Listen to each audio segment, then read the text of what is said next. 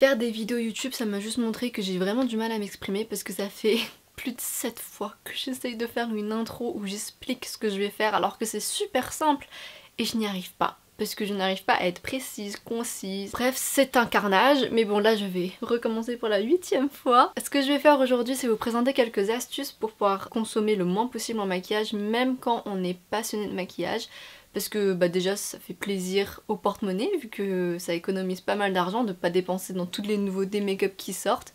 Et en plus, vis-à-vis de l'environnement, c'est toujours très bien et moi c'est l'une des grandes raisons pour lesquelles j'essaye de plus en plus de dépenser le moins possible en maquillage. Même si, disclaimer, ça c'est vraiment le move le plus youtubeur qui existe, mais disclaimer, je vais parler du fait de pas trop dépenser, mais si je suis 100% honnête, j'ai dépensé beaucoup dans du maquillage, et ça n'aide pas l'environnement de dépenser dans n'importe quel type de maquillage, de consommer du maquillage. Mais je sais que par exemple j'ai regretté quelques achats et j'aurais été vraiment plus heureuse de pas les avoir achetés. Donc là du coup toutes les astuces que je vais vous donner c'est des astuces que j'ai apprises depuis le temps que je consomme dans du maquillage. Et c'est des astuces que moi-même j'essaie de mettre en place pour du coup aider le plus possible l'environnement et pour économiser beaucoup d'argent. Alors c'est parti. Première astuce qui paraît très logique. En fait, beaucoup d'astuces paraissent logiques, mais il faut juste s'y mettre. C'est de savoir directement ce qu'on recherche dans le make-up. Surtout vis-à-vis des produits teints. Par exemple, si vous savez que vous avez la peau grasse, et vous allez surtout acheter des bases, des fonds de teint matifiants du coup. Et ça vous évite d'acheter des fonds de teint glowy qui au final ne vont pas du tout vous convenir juste parce que vous avez vu que c'était beau sur quelqu'un d'autre ou que votre marque préférée a sorti un nouveau fond de teint glowy, vous vous dites ah je vais l'acheter, il a l'air trop bien etc. alors que ça correspond pas à ce que vous recherchez de base pour votre kit make-up. Et du coup de savoir directement ce que vous recherchez, ça fait que vous allez vraiment pas perdre de temps avec des produits qui vous correspondent pas, et non seulement perdre de temps, surtout perdre de l'argent et gâcher un produit, parce que si vous achetez un fond de teint glowy qui vous correspond pas et que vous allez jamais le mettre, ça servira à rien. Et moi je sais que c'est ce que j'avais fait au début. J'achetais des fonds de teint mat alors que j'ai la peau sèche, donc c'est pas très logique et ça me correspondait pas. J'avais acheté par exemple aussi le Shape Tape de chez Tarte qui est hyper couvrant et très sec, juste parce que j'avais vu que beaucoup de youtubeurs etc avaient ce produit qui disaient tous qu'il était trop bien, mais faut faire gaffe quand vous regardez des revues de youtubeurs, même du coup les miennes, c'est que quand je dis qu'un produit est trop bien, il est trop bien pour moi et pour ma carnation et pour mon type de peau. Donc ce n'est pas forcément le cas sur vous. Donc quand je dis qu'un fond de teint par exemple est hydratant pour moi et que vous savez que vous avez la peau grasse, ne prenez pas l'info du coup, enfin ne considérez pas que c'est un fond de teint qui sera vraiment fait pour vous, même si moi je le trouve super. Donc voilà, faites vraiment une liste de ce que vous voulez vraiment dans votre kit make-up. Et tips numéro 2, c'est une vidéo que j'avais faite totalement à part entière, donc vous pouvez retrouver sur ma chaîne. C'est une vidéo sur les produits multifonctions, parce que du coup les produits multifonctions ça nous fait économiser beaucoup d'argent. Si vous n'êtes pas fan du fait de collectionner plein de produits de maquillage, vous pouvez juste acheter un produit, par exemple ça, j'en avais parlé dans cette vidéo là, c'est la Infinity Palette de chez Linda Alberg. Mais bon après c'est pas ce produit là en particulier, il n'y a pas que ce produit là qui est multifonction, il y en a plein, mais par exemple cette palette là elle est utilisable pour le visage, pour les yeux, et en plus tous les fards peuvent être mouillés et utilisés en liner. Par exemple le noir vous pouvez l'utiliser en liner. Et en gros dans cette palette vous avez de tout pour vous faire un maquillage complet, sans compter le fond de teint etc évidemment. Mais du coup si vous voulez plus d'infos sur les produits multifonctions, j'ai fait une vidéo totalement à part entière et je vous présente plein de produits multifonctions pour que vous puissiez économiser le plus possible. Donc je vous la mets dans le petit i et vous pouvez aller voir ça. Et tips numéro 3, c'est le fait de regarder le rapport contenant-prix dans n'importe quel produit que vous achetez en fonction de vos besoins. C'est-à-dire, si jamais vous êtes le type de personne qui aime avoir seulement un produit que vous utilisez pendant longtemps, que vous voulez vraiment pas vous casser la tête à racheter d'autres produits, vous voulez vraiment un produit avec beaucoup de quantité pour que ça vous dure le plus longtemps possible, dans ce cas-là, ça peut vous servir de vraiment faire attention au rapport contenant-prix, parce que par exemple, j'ai cette poudre RCMA qui fait 85 grammes, c'est énorme pour une poudre, et qui m'a coûté que 17-18 € alors que ça fait 85 grammes. Et je l'ai depuis vraiment longtemps et regardez, elle est encore que à là quoi. Et je l'utilise presque tous les jours, vraiment. Si vous êtes le type de personne, encore une fois, qui aime vraiment utiliser les mêmes produits tout le temps et ne pas avoir à changer tout le temps, et achetez des produits grands qui coûtent moins cher. Et même au niveau des concealers, j'en avais déjà parlé, mais par exemple, ici le Can't Stop Won't Stop, il fait 3,5 ml pour 8,50€, quelque chose comme ça.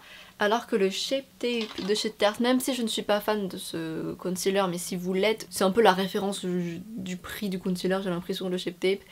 Mais du coup il fait 27€, enfin il coûte 27€ pour 10 ml il me semble. Donc là celui-ci vaudrait plus le coup pour vous. Mais il y a un mais, c'est que si vous savez que vous êtes une personne qui justement aime vraiment tester plein de nouveaux produits, je ne vous conseillerais pas de partir du coup sur un grand Shape Tape comme ça de 10 ml. Et là pour le coup un produit de 3,5 ml qui vous coûte à peu près le même prix du coup, parce que ça et ça égale le même prix. Hein. Ça, j'en avais déjà parlé aussi plusieurs fois dans une vidéo, c'est que vraiment ces deux produits là égalent au presque même, on va dire, si on fait le rapport quantité-prix. Mais du coup quand on entend ça, on va directement se dire ah bah du coup c'est sûr j'achète le Shape Tape quoi, vu que ça coûte le même prix que le NYX et que c'est le Shape Tape, il est hyper réputé, etc. Mais pas forcément, parce que si le concealer Can't Stop Won't Stop vous convient super bien et que vous n'avez pas besoin de 10 ml de produit, prenez celui-ci, parce que 3,5 c'est déjà très bien.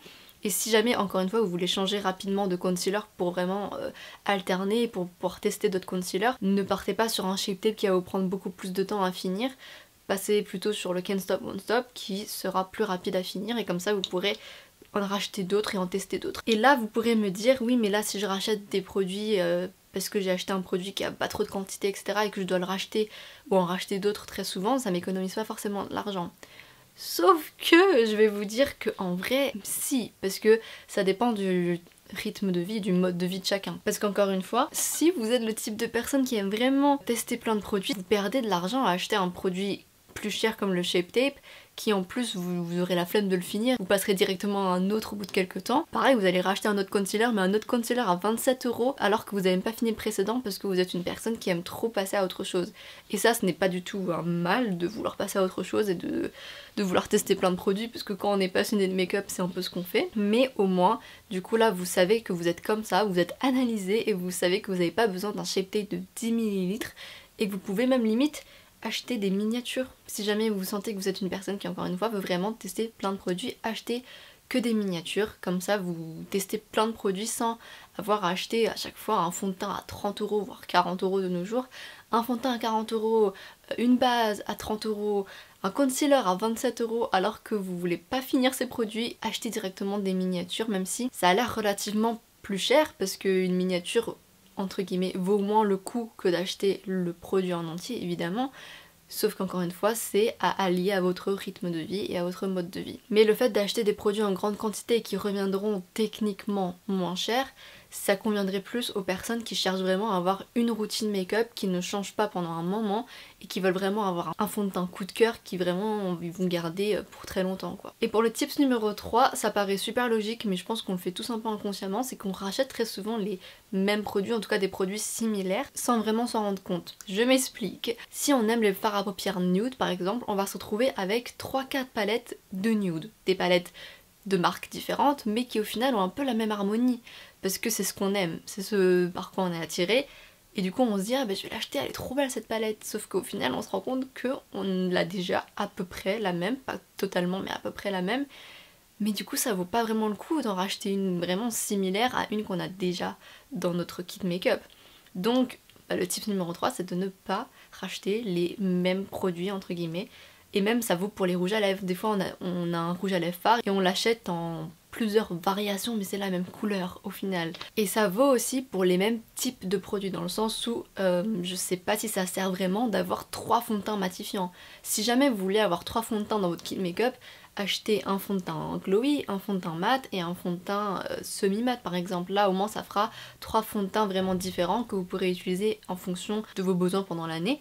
Alors que si vous avez juste 3 fonds de teint matifiants, ça sert pas vraiment à grand chose. En plus vous allez surtout gâcher les produits parce que finir 3 fonds de teint c'est compliqué. Finir un c'est déjà compliqué pour moi, j'en ai jamais fini un encore. Regardez bien ce que vous avez avant d'acheter et faites vraiment en sorte d'avoir que des produits différents si jamais vous rentrez des nouveaux produits dans votre kit make-up et que vous avez vraiment rien de pareil dans votre kit make-up parce que sinon la réalité de la chose c'est que vous allez jamais finir vos produits parce que vous avez les mêmes un peu partout et vous allez vous lasser peut-être aussi à un moment. Donc voilà, tips numéro 3, ne rachetez pas le même type de produit. Mais du coup là mon tips numéro 4, ça va un peu rentrer dans la suite logique de ce tips numéro 3, c'est que si jamais par exemple vous aimez vraiment les palettes nude, bah achetez-en une voire deux si jamais vraiment vous êtes passionné de make-up, je peux comprendre hein, et finissez-les avant d'en racheter une autre. J'ai la Master Matte de Makeup by Mario que j'ai trop envie d'acheter, mais bon elle coûte je crois 56 € et c'est très cher pour une palette, je trouve. Et j'ai vraiment envie de l'acheter sauf que j'ai déjà une palette Morphe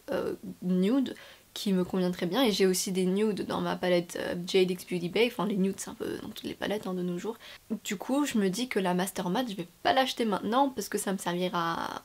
Enfin c'est pas que ça me servira à rien parce que j'adorerais l'utiliser hein, mais c'est que j'ai déjà ces couleurs là dans d'autres palettes et ce serait juste une question de praticité de trouver toutes ces teintes dans une même palette évidemment, mais ce n'est pas nécessaire maintenant. Donc ce tip numéro 4 c'est de finir ces produits avant d'en racheter d'autres et c'est super dur à faire parce que mine de rien les produits c'est super dur à finir. Si vous me suivez depuis un moment maintenant vous savez à quel point je suis starbée et à quel point j'adore regarder sur Instagram les gens qui creusent vraiment leur fard.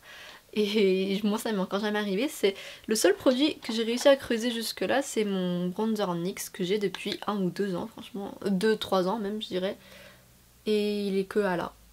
Et je sais pas comment les gens ils font pour creuser aussi rapidement leur palette, alors que moi bah, je suis fan de maquillage et je me maquille beaucoup, mais ça montre justement à quel point j'ai beaucoup de produits à finir avant d'en racheter d'autres. Et là ça fait très longtemps que j'ai pas acheté de palette de fard à paupières, même si par exemple la Mercury rétrograde de Huda Beauty, je la trouve trop belle. Et elle a été en solde plusieurs fois sur Sephora, mais je me suis retenue. Je me suis dit non, l'achète pas, t'as vraiment beaucoup de palettes très colorées déjà et t'en as pas besoin et c'est totalement vrai. Et là j'ai toutes les palettes qu'il me faut et je pense que pendant longtemps je vais pas acheter de palette pour les yeux parce que j'en ai vraiment trop. Et quand je dis trop, c'est 1, 2, 3, 4, 5, 6, 7, 8, 9. Wow, c'est énorme, j'ai 9 palettes je pense, voire 9, 10. 9 ou 10 palettes de fard à paupières, donc c'est vraiment beaucoup trop. Et en vrai, non seulement c'est bien pour l'environnement de finir ses produits avant, mais honnêtement c'est pas super satisfaisant aussi de sentir qu'on utilise vraiment les produits qu'on a achetés et qu'on se dise putain mais il a été 100% rentable à ce produit là.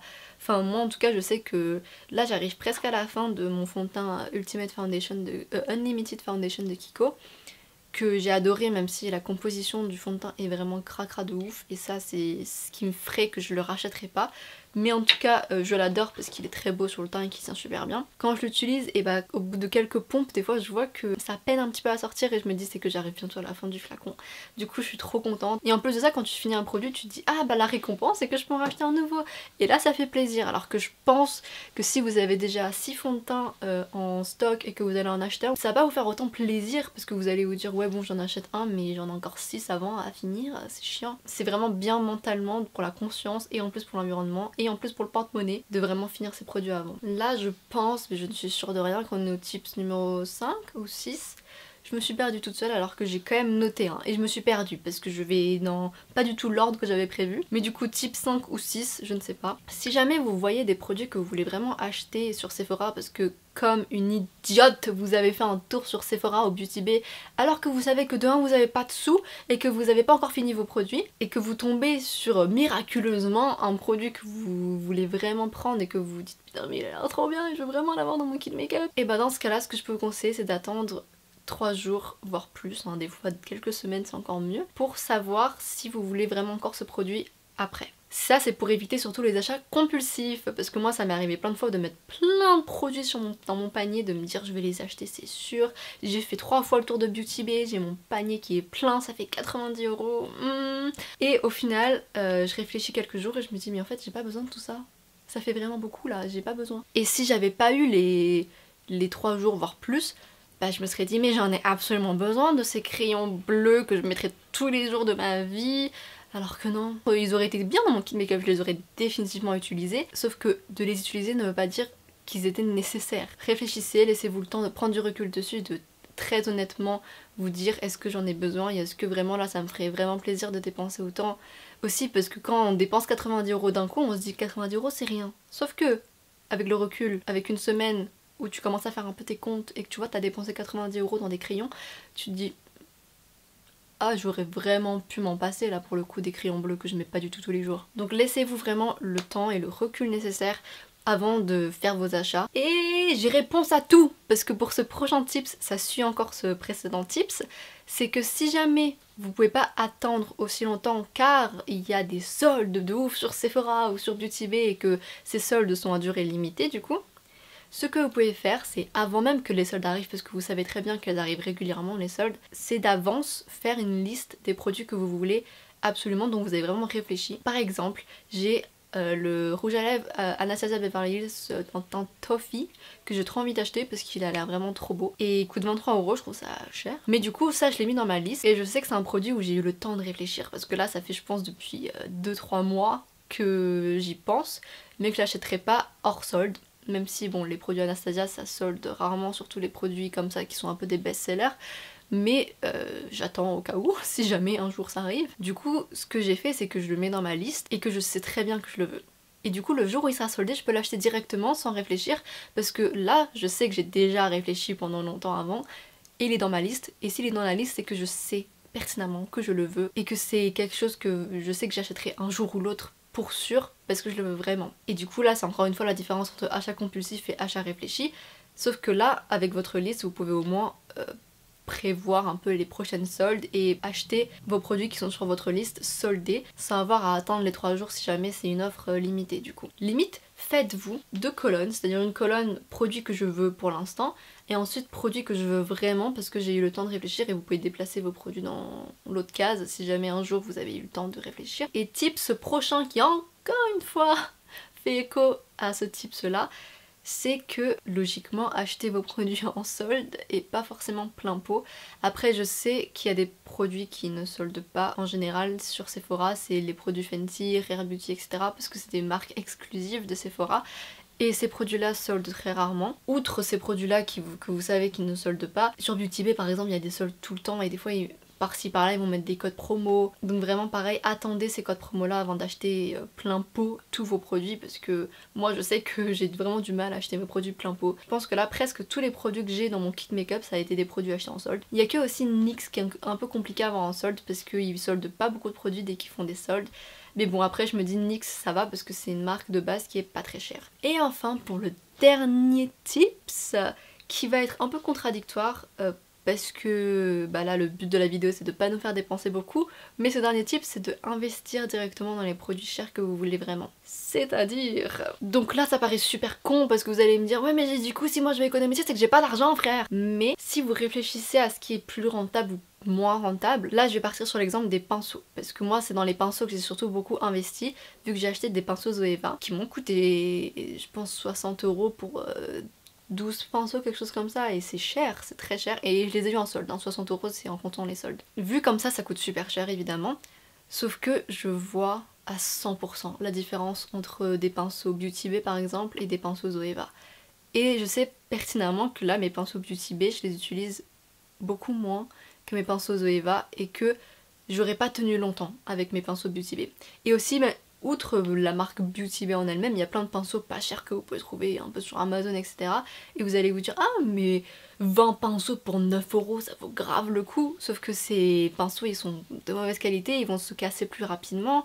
La virole elle va se barrer du manche, pareil très rapidement, ils seront pas doux à utiliser, ça va vous casser les couilles pendant votre make-up parce que c'est dur à estomper, ça je parle vraiment d'expérience personnelle, alors que des pinceaux de très bonne qualité, c'est un bonheur de les travailler. Mais vraiment, quand j'utilise mes pinceaux Zoeva, ça va vite, c'est rapide, c'est doux, ça m'irrite pas les yeux, déjà que je fais de l'eczéma sur mes yeux, là au moins je suis tranquille. Et c'est un investissement que je regrette pas du tout et qui aujourd'hui, sur le long terme, me rend encore très heureuse. Donc ce que je veux dire c'est que si vous savez qu'un jour ou l'autre vous allez acheter les Zoeva, je vous conseille si jamais encore une fois vous avez l'argent maintenant, de les acheter tout de suite par exemple. Enfin là je dis Zoeva, c'est pas forcément Zoeva, c'est genre des pinceaux de très bonne qualité. Mais du coup il y a certains produits dans le maquillage où je trouve que les investissements sont pas nécessaires, c'est un grand mot, mais qui sont au moins très rentables et qui sont plus rentables que d'acheter plusieurs fois plein de pinceaux nuls que vous allez devoir acheter tous les 3 mois parce qu'ils vont se casser ou ils vont vous saouler